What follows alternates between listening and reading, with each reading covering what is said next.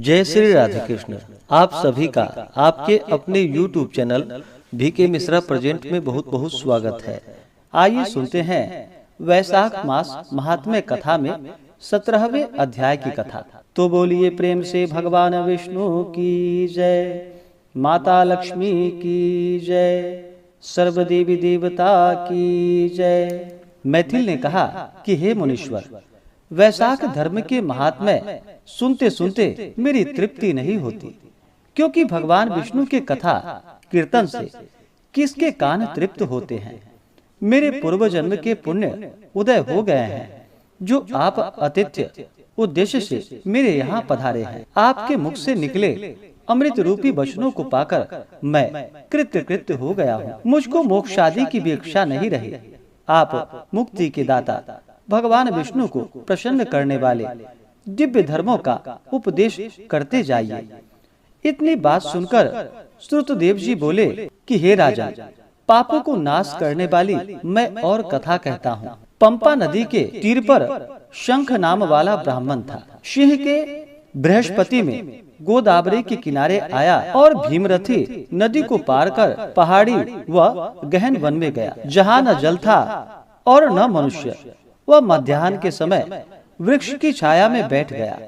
उसी समय दुराचारी वह सबके प्राणों का घातक एक व्याध वहां पर आया। वह ब्राह्मण के कानों में पड़े हुए सोने के कुंडल देखकर उसको पकड़ लिया। उसके कुंडल, छत्र, जूते, माला, कमंडलू छीनकर उसे जाने की आज्ञा दी।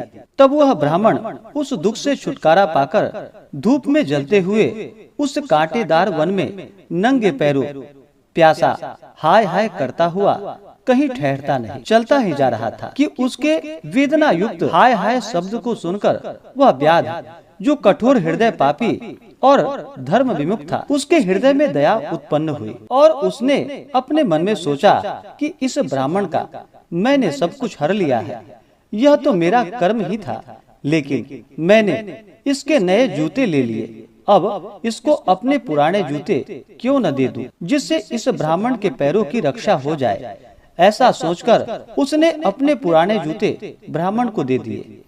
उन जूतों को पहनकर वह ब्राह्मण अति सुखी हो उस व्याध को आशीर्वाद देने लगा कि तुमने वैशाख मास में जूतों का दान दिया है, अतः तुम्हारे पुण्य उदय हो गए हैं।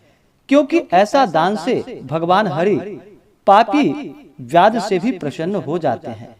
उस ब्राह्मण से इस प्रकार आशीर्वाद को सुनकर व्याध विस्मय से कहने लगा कि हे ब्राह्मण देवता, मैंने आपसे ली हुई वस्तु तुम्हें लौटा दी है। इसमें आशीर्वाद की कौन सी बात है? और जो आपने वैशाख मास व हरि की प्रशंसा की, सो यह वैशाख और हरि कौन है तथा उसका क्या फल है? ऐसा व्याध के वचन सुनकर ब्राह्मण शंख विचारने लगा कि सब कर्मों का फल जन्मांतर से मिलता है। इस दुष्ट की वैशाख में इतनी प्रीति से उसके पुण्य कर्मों का उदय भी हो सकता है। वैशाख के व्रत का फल तत्काल मिलता है, क्योंकि जूतों के दान से ही उसकी बुद्धि में सुमति आई है। वैशाख मास के सब धर्म भगवान को अति प्रिय है। केशव भगवान जितने माधव मास वैशाख के धर्मों से प्रसन्न होते हैं, उतने किसी भी और धर्म से नहीं होते। गया, गंगा, प्रयाग, पुष्कर, केदारनाथ, कुरुक्षेत्र, प्रभास, शयमंतक, गोदावरी, कृष्णा, सेतुबंध, रामेश्वर, कावेरी आदि तीर्थों में जाने की कुछ भी आवश्यकता नहीं। वैशाख के धर्मों का निरूपण करने वाली कथा रूपी नदी में जो कोई स्नान करता है, भगवान उसके हृदय में वास करते हैं। वैशाख में जो पुण्य थोड़े से कृत्य से मिलता है, वह बड़े बड़े दान, तप एवं यज्ञ आदि किसी से नहीं मिलता। हे व्याध, तुमने मुझको तापनाश करने वाले जूते दान किए हैं, इससे तेरे पूर्व जन्म के पुण्य उदय हो गए हैं। भगवान तुम पर प्रसन्न है।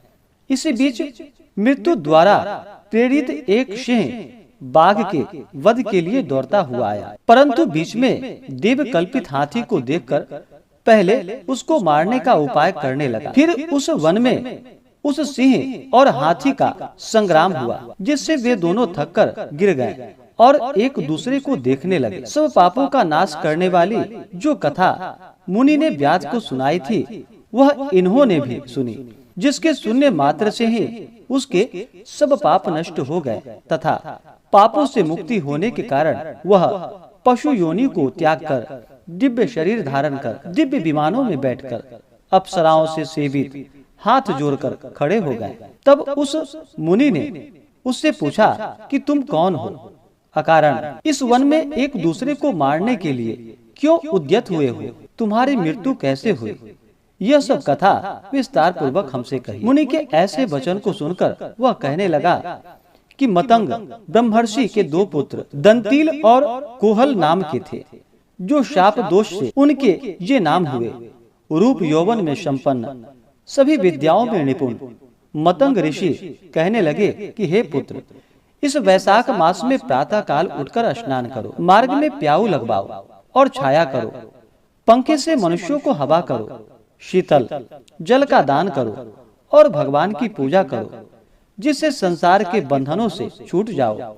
इस प्रकार उन्होंने अनेक प्रकार के वाक्यों से समझाया, परंतु हमारी दुर्बुद्धि में कुछ भी समझ में नहीं आया। पिता के वचनों को सुनकर मुझ दंतील को अति क्रोध आया और कोहल मदोन्मत्त हो गया। तब धर्म की लालसा करने वाले हमारे पिता ने क्रोधित होकर श्राप दे दिया, ऐ दंतील, क्रोध के कारण तुझे सिंह और मदोन्मत्त होने के कारण कोहल को हाथी की योनि मिलेगी। धर्म से विमुख पुत्र, कटु वचन वाली स्त्री तथा पापी को शीघ्र त्याग देना चाहिए, क्योंकि जो कोई लोभवश होकर इनको नहीं त्यागता वह 14 जन्म तक नरक भोगता है।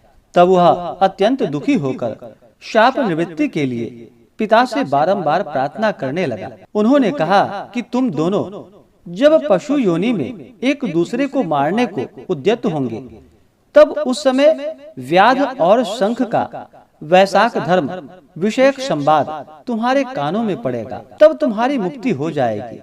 तुम पाप से छूटकर पूर्व रूप धारण कर मेरे पास निवास करोगे, मेरा यह वचन मिथ्या नहीं होगा। इस प्रकार पिता के श्राप से हमको यह योनि मिली और हम एक दूसरे को मारने की इच्छा से यहाँ आए। यहाँ पर आपका दिव्य संवाद सुना, जिसके प्रभाव से हम कृतार्थ हुए। इसके पश्चात वे दोनों मुनीश्वर को प्रणाम कर आज्ञा लेकर अपने पिता के पास चले गए। व्याध भी यह कथा सुनकर अपने शस्त्र आदि फेंक कर पुण्यात्मा ऋषि से कहने लगा, ब्रुवाणम मुसिपुंगवम तम दयानिधि नृष। इस प्रकार से श्री स्कंद पुराणीय वैशाख महात्म्य में नारद अम्बरीश के संवाद में दंतील कोहल मुक्ति प्राप्ति नामक 17वां अध्याय पूर्ण हुआ। तो बोलिए प्रेम से भगवान विष्णु की जय, माता लक्ष्मी की जय। अब सुनते हैं भगवान विष्णु की आरती। तो बोलिए प्रेम से भगवान विष्णु की जय। ओम जय जगदीश हरे, स्वामी जय जगदीश हरे। भक्त जनों के संकट, दास जनों के संकट क्षण में दूर करे। ओम जय जगदीश हरे। जो ध्यावे फल पावे, दुख बिन से मन का, स्वामी दुख बिन से मन का। सुख संपत्ति घर आवे, सुख संपत्ति घर आवे, कष्ट मिटे तन का। ओम जय जगदीश हरे। मात पिता तुम मेरे, शरण गहूँ मैं किसकी, स्वामी शरण गहूँ मैं किसकी। तुम बिन और न दूजा, तुम बिन और न दूजा, आस करूँ मैं किसकी। ओम जय जगदीश हरे। तुम पूर्ण परमात्मा, तुम अंतर्यामी, स्वामी तुम अंतर्यामी।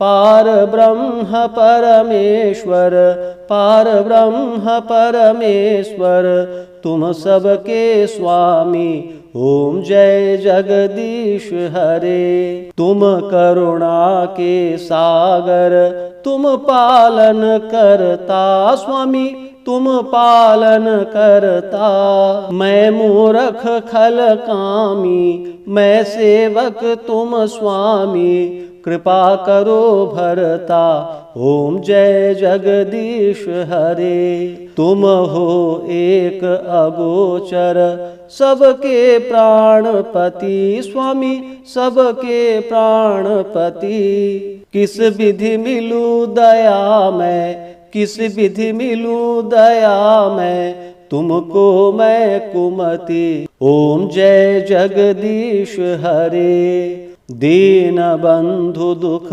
हरता, तुम ठाकुर मेरे स्वामी, तुम ठाकुर मेरे। अपने हाथ बढ़ाओ, करुणा हाथ बढ़ाओ, द्वार पड़ा तेरे। ओम जय जगदीश हरे। विषय विकार मिटाओ, पाप हरो देवा स्वामी, पाप हरो देवा। श्रद्धा भक्ति बढ़ाओ, श्रद्धा भक्ति बढ़ाओ, संतन की सेवा। ओम जय जगदीश हरे। ओम जय जगदीश हरे। स्वामी जय जगदीश हरे। भक्त जनों के संकट, दास जनों के संकट, क्षण में दूर करे। ओम जय जगदीश हरे। ओम जय जगदीश हरे। तो बोलिए प्रेम से भगवान विष्णु की जय, माता लक्ष्मी की जय, भगवान श्री कृष्ण की जय, सर्व देवी देवता की जय। धर्म की जय हो, अधर्म का नाश हो, प्राणियों में सद्भावना हो, विश्व का कल्याण हो, सकल ग्राम समाज की रक्षा हो, गौ माता की रक्षा हो, अपने अपने माता पिता की जय हो, अपने अपने गुरुजनों की जय हो, सर्वदेवी देवता की जय हो। नमः पार्वती पतये हर हर महादेव। इसके आगे की कथा जो कि आप अगले अध्याय में श्रवण कर पाएंगे। तो आशा करता हूँ कि यह जानकारी आपको अच्छा लगा हो। इसी प्रकार से ज्ञानवर्धक जानकारियाँ प्राप्त करते रहने के लिए, व्रत पूजा के बारे में जानने के लिए, कथा को सुनने के लिए चैनल पे अगर आप पहली बार आए हैं तो चैनल को लाल बटन दबा करके सब्सक्राइब करें, साथ में बेल आइकन घंटी को दबाएं ताकि आने वाली वीडियो का नोटिफिकेशन आपको समय से मिलता रहे। वीडियो को लाइक करें, शेयर करें। सुखी रहें और स्वस्थ रहें। जय श्री राधे कृष्ण। धन्यवाद।